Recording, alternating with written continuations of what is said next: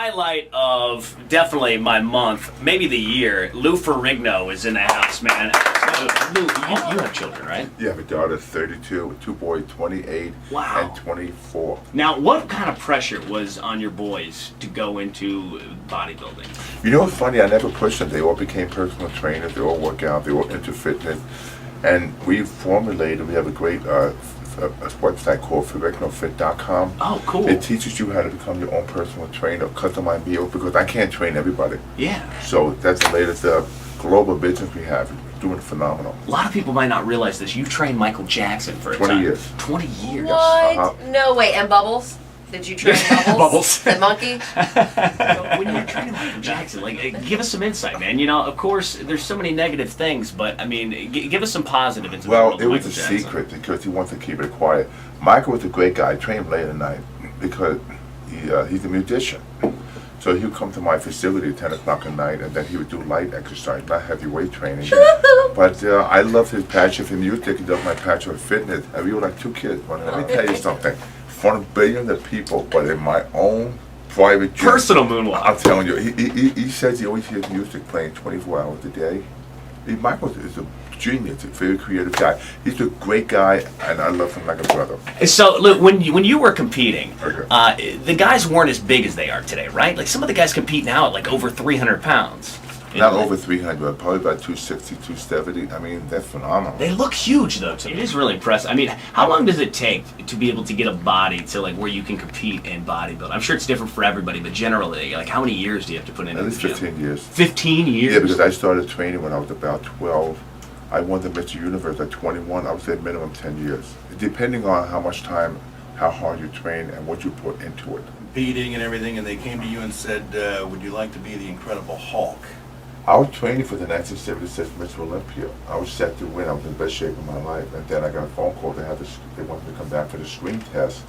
I went down for the screen test. The next day, I was hired, and I'm playing the Hulk. I'm looking in the mirror. I'm seeing myself. I just went to the gym yesterday, pump up a competition.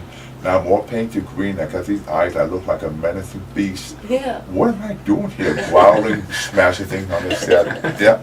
I like your drive, man. And you know what that says too. At 42 years old, obviously that's a very young age. But you know, at 42, a lot of people think that their best athletic side is behind them. But I mean, you showed the world that that's not true. And there's other athletes that are doing that too. That's inspiring. I've been an LA deputy sheriff for the last 8 years. Yeah. So you're about to get sworn in Delaware. You're going to be made deputy in Delaware. Yep. Ohio, because when you lived here before, you were a police officer or involved, right? Well, my father was. He was a lieutenant, but then I ran into the sheriff about 8 years ago. He said, "Why don't you join the academy?" So I took 6 months. I went through the academy, became a certified by post a police officer, a deputy sheriff. I would definitely rather you save me than Shaq. For sure. Yeah, 100%. Shaq's like, remember he was like something down in Miami for a little while. He is. He's a sheriff too. He's an honorary sheriff. But you're going to be the real deal. Yeah. So all the criminals in Delaware should be on notice right now that the Incredible Hulk is now on the beach. Yeah. My generation was lucky enough to grow up where you could look up to people that were legit badasses, physical specimen, like now it's tough like guys. SpongeBob, like SpongeBob. That's what kids are looking up to. Justin A Bieber, sponge. get out of here. Yeah, We're talking about men. Yeah, men, exactly. Do you think that there's like a demanification of America? Yeah, I think it had to do because of the fact that a lot of these young kids today, they're so involved in video games. Yeah, right. They're not really combining the mind with the body together. And then we talk about manhood, because when I came from, I had nothing. I had to struggle. All of us, we had to work for a living. Not like I'm just sitting on the couch playing the video game and expect my parents to feed me. So, I mean, I struggled. That's what makes you become very passionate. It gives you a lot of character and courage. Absolutely. We need more of that. Absolutely. We'll see you at Comic-Con this week. You got it. Man, thank you so much for coming in. Thank you. This has been a real treat. Tell the audience one more time when exactly the days that you're going to be at Comic-Con. It's Friday, Saturday. I'll be there from 3 to 8 tomorrow. Okay. Saturday, 10 to 7. And then Sunday, 10 to 5.